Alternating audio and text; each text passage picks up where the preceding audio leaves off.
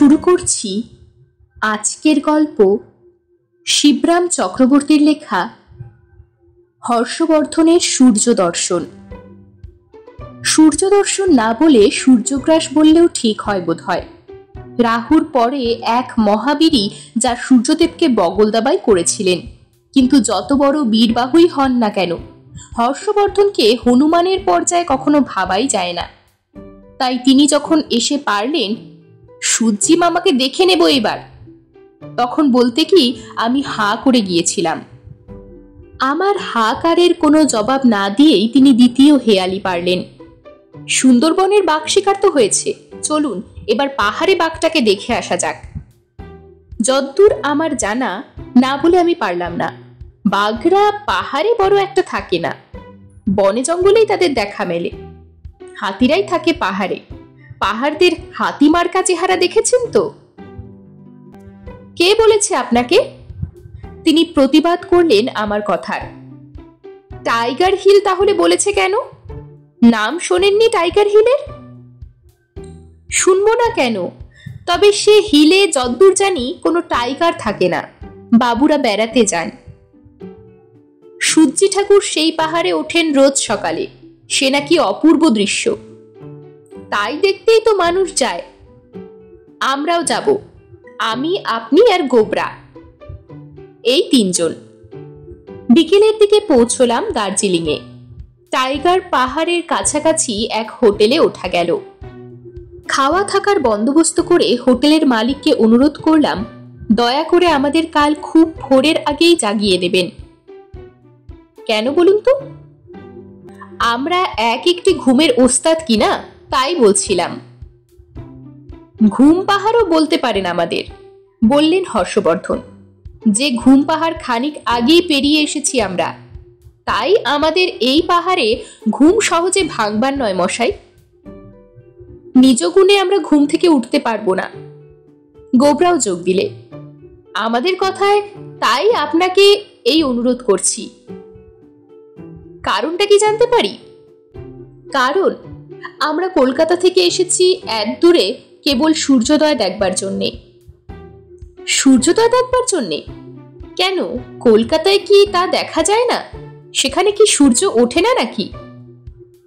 উঠবে না কেন, কিন্তু দর্শন মেলে না।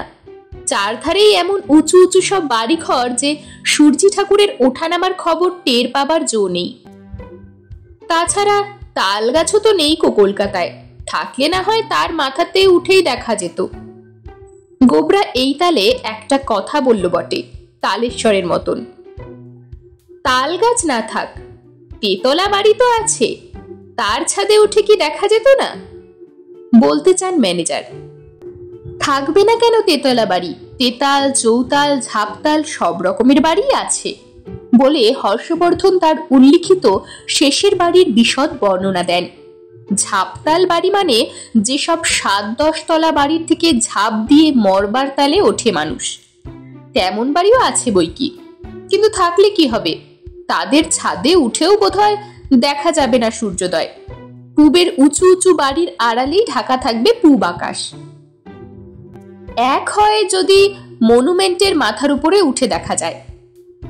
আমি জানাই, তা সেই মনুমেন্টের মাথায় উঠতে হলে পুরো একটা দিন লাগবে মশাই, আমার এই দেহ নিয়ে। দেহটা দেখেছেন? হর্ষবর্ধনের সকাতর আবেদনে হোটেলের মালিক তার দেহটি অবলোকন করেন, তারপরে সায় দেন, তা বটে। তবেই দেখুন, এ জন্মে আমার সূর্যোদয়ই দেখা হচ্ছে না, তাহলে এই মানব দেহ ধারণ বৃথাই হলো। তাই আমাদের একান্ত অনুরোধ, এখানে নাকি অবাধে সূর্যোদয় দেখা যায়, আর তা নাকি একটা দেখবার জিনিস সত্যি। সেই কারণেই আপনাকে বলছিলাম, দয়া করে আমাদের ভোর হবার আগে ঘুম থেকে তুলে দেবেন, এমনকি দরকার হলে জোর করেও। কোনো দরকার হবে না, তিনি জানান। রোজ ভোর হবার আগে এমন শোরগোল বাঁধে এখানে যে তার চোটে আপনা থেকেই ঘুম ভেঙে যাবে আপনাদের। শোরগোলটা বাঁধে কেন? কেন আবার? ওই সূর্যোদয় দেখবার জন্যেই। যে কারণে যেই আসুক না কেন, হাওয়া খেতে কি বেড়াতে কি কোনো ব্যবসার খাতিরে, ওই সূর্যোদয়টি সবারই দেখা চাই, হাজারবার দেখেও আশ মেটে না কারোর, একটা বাতিকের মতো বলতে পারেন। আমরাও এখানে চেঞ্জে আসিনি, বেড়াতে কি হাওয়া খেতেও নয়, এসেছি ঠিক ওই কারণেই। তাই রোজ ভোর হবার আগেই হোটেলের বোর্ডাররা সব গোল পাকায়, এমন হাঁকডাক ছাড়ে যে আমরা মানে এই হোটেলের কর্মচারীরা যারা অনেক রাতে কাজকর্ম সেরে ঘুমোতে চাই আর অত ভোরে উঠতে চাই না, সূর্য ভাঙিয়ে আমাদের ব্যবসা হলেও সূর্য দেখার একটুও গরজ নেই যাদের, তাদেরও বাধ্য হয়ে উঠে পড়তে হয় ওই হাঁকডাকের দাপটে। কাজেই আপনাদের কোনো ভাবনা নেই, কিচ্ছু করতে হবে না আমাদের। কোনো বোর্ডারকে আমরা ডিস্টার্ব করতে চাইনি, কারো বিশ্রামে ব্যাঘাত ঘটানো আমাদের নিয়ম নয়, তার দরকারও হবে না। সাত সকালেই সেই গোলমালে আপনাদের ঘুম যতই নিটোল হোক না কেন, না ভাঙলেই আমি অবাক হব। অতঃপর নিশ্চিন্ত হয়ে হোটেলের ঘরে আমাদের মালপত্র রেখে বিকেলের জলযোগ পর্ব চাটা সেরে বেড়াতে বেরুলাম আমরা। তখন অবশ্যই সূর্যোদয় দেখার সময় ছিল না, কিন্তু তাছাড়াও দেখবার মতো আরো নানান প্রাকৃতিক সৌন্দর্য মজুদ ছিল। সেই সব অপূর্ব নৈসর্গিক দৃশ্য দেখতেই আমরা বেরুলাম। সন্ধে হয়, এধারের পাহাড়ের পথঘাট একটু ফাঁকা ফাঁকাই এখন। একটি ভুটিয়ার ছেলে এক পাল ভেড়া চড়িয়ে বাড়ি ফিরছে গান গাইতে গাইতে। শুনে হর্ষবর্ধন আহা উহু করতে লাগলেন। আহা আহা, কি মিষ্টি, কি মধুর। কেমন মূর্ছনা, যোগ দিল গোবরা। শুনে প্রায় মূর্ছিত হয় আর কি। একেই বলে ভাটিয়ালি গান, বুঝেছিস গোবরা? কান ভরে শুনে নে, প্রাণ ভরে শোন। ভাটিয়ালি গান বোধহয় এ নয়, মৃদু প্রতিবাদ আমার। সে গান গায় পূব বাংলার মাঝিরা নদীর বুকে নৌকার উপর বৈঠা নিয়ে বসে। ভাটির টানে গাওয়া হয় বলেই বলা হয় ভাটিয়ালি। তাহলে এটা কাওয়ালি হবে। সমজদারের মতন কন হর্ষবর্ধন। তাই বা কি করে হয়? গরু চড়াতে চড়াতে গাইলে তাই হতো, কিন্তু কাউ তো নয়, ও তো চড়াচ্ছে ভেড়া। কাওয়ালিও নয়। হর্ষবর্ধন যেন ক্ষুণ্ণ হন। রাখালি গান বলতে পারো দাদা, ভাই বাতলায়। ভেড়া চড়ালেও রাখালি তো বলা যায় ছোড়াটাকে। লোকসঙ্গীতের বাচ্চা বলতে পারেন। আমিও সঙ্গীতের গবেষণায় কারো চাইতে কম যাই না। এই বেড়ালি যেমন বনে গেলে বন বেড়াল হয়, তেমনি এই বালকই বড় হয়ে একদিন কেষ্টবিষ্টু একটা লোক হবে। অন্তত যখন ওর গোপ বেরুবে তখন এই গানকে অক্লেশে লোকসঙ্গীত বলা যাবে। এখন নেহাত বালক সঙ্গীত। ভেড়ার পাল নিয়ে গান গাইতে ছেলেটা কাছে এলে হর্ষবর্ধন নিজের পকেট হাতড়াতে লাগলেন। ওকে কিছু বকশিস দেওয়া যাক। ও মা, আমার মানিব্যাগটা তো হোটেলের ঘরে ফেলে এসেছি দেখছি। আপনার কাছে কিছু আছে নাকি আপনিও ফেলে এসেছেন হোটেলে? পাগল, আমি প্রাণ হাতছাড়া করতে পারি, কিন্তু পয়সা নয়। আমার যৎসামান্য যা কিছু আমার সঙ্গেই থাকে। আমার পকেটে আমার রিজার্ভ ব্যাংক। তবে কি না বলতে গিয়েও বাধে আমার। চক্রবর্তীরা যে কঞ্জুস হয় সে কথা মুখ ফুটে বলি কি করে? নিজ গুণ কি গণনা করবার? তাহলে ওকে কিছু দিন মশাই, একটা টাকা অন্তত। দিলাম। টাকাটা পেয়ে তো ছেলেটা দস্তুর মতো হতবাক। পয়সার জন্যে নয়, প্রাণের তাগাদার অকারণ পুলকেই গাইছিল সে। তাহলেও খুশি হয়ে আমাদের সেলাম জানিয়ে নিজের সাঙ্গপাঙ্গদের নিয়ে সে চলে গেল। খানিক বাদে সেই পথে আবার এক রাখাল বালকের আবির্ভাব। সেই ভেড়ার পাল নিয়ে সেই রকম সুর ভাজতে ভাজতে তাকেও 1 টাকা দিতে হয়। আবার খানিক বাদে আবার আরেক। পঞ্চম স্বরে গলা চড়িয়ে ফিরছে ওই পথেই। তার সরাঘাতের হাত থেকে রেহাই পেতে অর্ধচন্দ্র দেওয়ার মতো একটা আধুলি দিয়ে বিদায় করা হলো। তারপর আরো আরো মেষপালক গাইয়ে বালকের দল আসতে লাগলো পরম্পরায় ওই পথে, আর আমিও তাদের বিদায় দিতে লেগেছি। 3টেকে আধুলি, 4টেকে 25 পয়সা করে, বাকিগুলোকে পুঁজি হালকা হওয়ার হেতু বাধ্য হয়ে 10 পয়সা 5 পয়সা করে দিয়ে তাদের গন্তব্য পথে পাচার করে দিতে হলো। সেই একটা ছেলেই ঘুরে ঘুরে আসছে না তো দাদা? গোবরা সন্দেহ করে শেষটায়। পয়সা নেবার ফিকিরে? সেই একটা ছেলেই নাকি মশাই? দাদা শুধু নামায়। কি করে বলবো? একটা ভুটিয়ার থেকে আরেকটা ভুটিয়াকে আলাদা করে চেনা আমার পক্ষে শক্ত। এক ভেড়ার পালকে আরেক পালের থেকে পৃথক করাও কঠিন। আমার কাছে সব ভেড়াই একরকম, এক চেহারা। বলেন কি? হর্ষবর্ধন তাজ্জব হন। হ্যাঁ, সব এক ভ্যারাইটি, যেমন এক চেহারা তেমনি এক রকমের স্বরলহরী। কি ভেড়ার আর কি ভুটিয়ার। আসুন তো পাশের টিলাটার ওপর উঠে দেখা যাক ছেলেটা যায় কোথায়। ছেলেটা যেতেই আমরা টিলাটার উপরে উঠলাম। ঠিক তাই, ছেলেটা এই টিলাটার বের মেরেই ফের আসছে বটে ঘুরে, গলা ছেড়ে দিয়ে সুরের সপ্তমে। কিন্তু এবার আর সে আমাদের দেখা পেল না। না পেয়ে টিলাটাকে আর এক চক্কর না মেরেই তার নিজের পথ ধরল সে। তার চক্রান্তের থেকে মুক্তি পেলাম আমরাও। কিন্তু ছেলেটা আমাকে কপরদক শূন্য করে দিয়ে গেল। আরেকটু হলে তার গানের দাপটে আমার কানের সবকটা পর্দাই সে ফাটিয়ে দিয়ে যেত। তাহলেও কানের 7 পর্দার বেশ কয়েকটাই সে ঘায়েল করে গেছে। শেষ পর্দাটাই বেঁচে গেছে কোনো রকমে। আমার মতো আমার কানকেও কপরদক শূন্য করে দিয়ে গেল। তাহলেও কোনো গতিকে কানে কানে বেঁচে গেলাম এই যাত্রায়। প্রাকৃতিক মাধুরীর প্রচুর ভুরিভোজের পর বহুত হন্টন করে হোটেলে ফিরতে বেশ রাত হয়ে গেল। তখন ঘুমে আমাদের চোখ ঢুলু ঢুলু, পা টলছে। কোনো রকমে কিছু নাকে মুখে গুজেই আমাদের ঘরে ঢালাও বিছানায় গিয়ে আমরা গড়িয়ে পড়লাম।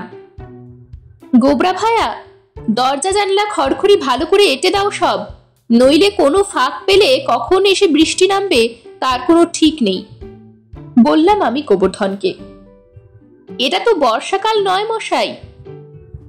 দার্জিলিং এর মেজাজ তুমি জানো না ভাই। এখানে আর কোনো ঋতু নেই, গ্রীষ্ম নেই, বসন্ত নেই, শরৎ নেই, খালি দুটো ঋতুই আছে কেবল।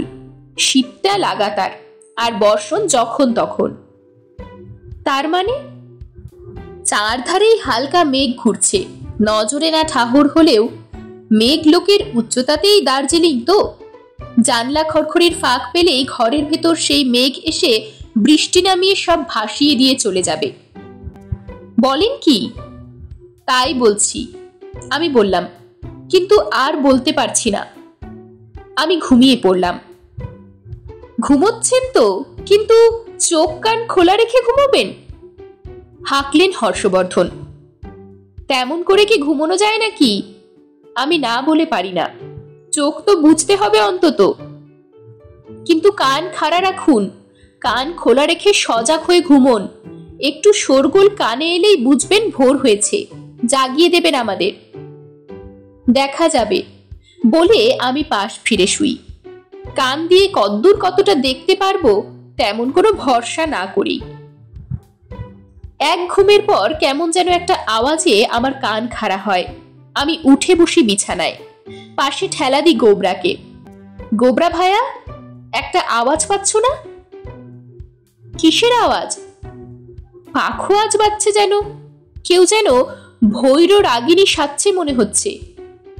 ভৈর হলো কে ভোরবেলার রাগিনী, ভোরবেলায় গায়। পাখো আজ বাজছে? গোবরাও কান তুলে শোনবার চেষ্টা করে। হর্ষবর্ধনও ঘুম থেকে উঠে, কি হয়েছে, ভোর হয়েছে নাকি? খানিক আগে কিরকম যেন একটা শোরগোল শুনছিলাম। আমি বললাম, ভোর হয়েছে বুঝি? ভাবছিলুম তাই, কিন্তু আর সেই হাক ডাকটা শোনা যাচ্ছে না। শুনবেন কি করে, বলল গোবরা। দাদা জেগে উঠলেন যে, দাদাই তো নাক ডাকছিলেন এতক্ষণ। কখনো না, বললেই হলো। কখনো আমার নাক ডাকে না, ডাকলে আমি শুনতে পেতুম না নাকি? ঘুম ভেঙে যেত না আমার? তুমি যে বদ্ধ কালা, শুনবে কি করে? নইলে কানের অত কাছাকাছি নাক, আর ওই ডাকাত পাড়া হাঁক তোমার কানে যেত না? তুই একটা বদ্ধ পাগল, তোর সঙ্গে কথা কয়ে আমি বাজে সময় নষ্ট করতে চাই না, বলে দাদা পাশ ফিরলেন। আবার তার হাঁক ডাক শুরু হলো। এরপর অনেকক্ষণ পরেই বোধহয় হর্ষবর্ধনই জাগালেন আমাদের। কোনো শোরগোল শুনছেন? কই না তো, আমি বলি, বিলকুল চুপচাপ। এতক্ষণেও ভোর হয়নি, বলেন কি? জানলা খুলে দেখা যাক তো। তিনি বিছানা ছেড়ে উঠে জানলাটা খুললেন। ওমা, এই যে বেশ ফর্সা হয়ে এসেছে। উঠুন উঠুন, উঠে পড়ুন চটপট। আমরা ধর্মর করে উঠে পড়লাম। জামা কাপড় পরে না, সাজগোজ করার সময় নেই। তাছাড়া দেখতেই যাচ্ছেন, কাউকে দেখাতে যাচ্ছেন না। নিন, কম্বলটা গায়ে জড়িয়ে নিন, দেরি করলে সূর্যোদয়টা ফসকে যাবে। তিনজনেই শশব্যস্ত হয়ে আপাত মস্তক কম্বল জড়িয়ে বেরিয়ে পড়লাম। টাইগার হিলের উঁচু টিলাটা কাছেই। হন্তদন্ত হয়ে তিনজনাই গিয়ে খাড়া হলাম তার উপর। বিস্তর লোক গিজগিজ করছে সেখানে। নিঃসন্দেহ সূর্যোদয় দেখতেই এসেছে সবাই। মশাই, সূর্যি উঠতে উঠতে দেরি কত? হর্ষবর্ধন একজনকে শুধলেন। সূর্যি উঠতে? ভদ্রলোক একটু মুচকি হেসে ওর কথার জবাব দিলেন। বেশি দেরি নেই আর। আমি বললাম, আকাশ বেশ পরিষ্কার, দিকবিদিক উদ্ভাসিত। উঠল বলে মনে হয়, কিন্তু সূর্য আর ওঠে না। হর্ষবর্ধন বাধ্য হয়ে আরেকজনকে শুধান। সূর্য উঠছে না কেন মশাই? এখন সূর্য উঠবে কি? লোকটি অবাক হয়ে তাকান তার দিকে। মানে বলছিলাম কি, সূর্য তো ওঠা উচিত ছিল এতক্ষণে। পূবের আকাশ বেশ পরিষ্কার, সূর্যের আলো ছড়াচ্ছে চারিদিকে, অথচ সূর্যের পাত্তা নেই। সূর্য কি উঠবে না নাকি আজ? আমার অনুযোগ। ওই মেঘটার আড়ালে ঢাকা পড়েছে সূর্য, তাই দেখতে পাচ্ছেন না। তিনি জানালেন, মেঘটা সরে গেলেই। বলতে বলতেই মেঘ সরে গেল, প্রকাশ পেলেন সূর্যদেব। ও বাবা, অনেকখানি উঠে পড়েছেন দেখছি, বেলা হয়ে গেছে বেশ। আফসোস করলেন হর্ষবর্ধন। সূর্যোদয়টা হাতছাড়া হয়ে গেল দেখছি আজ। ওমা, এ কি? হঠাৎ চেঁচিয়ে উঠলেন তিনি। নেমে যাচ্ছেন যেন। নামছে কেন সূর্যটি? নিচের দিকে নেমে যাচ্ছে যে। এ কি ব্যাপার? এরকমটা তো কখনো হয় না। আমিও বিস্মিত হই। সূর্যের এমন বেচাল ব্যাপার তো দেখা যায় না কখনো। হ্যাঁ মশাই, এরকমটা হয় নাকি এখানে মাঝে মাঝে। একটু না উঠেই নামতে থাকেন আবার। পদ ভুল হয় সূর্যদেবের। তার মানে আমরা সূর্যোদয় দেখতে এসেছি কিনা, উদীয়মান সূর্য দেখতে না পাই। উদিত সূর্য দেখেও তেমন বিশেষ দুঃখিত হইনি, কিন্তু এ কি, উঠতে না উঠতেই নামতে লাগলো যে।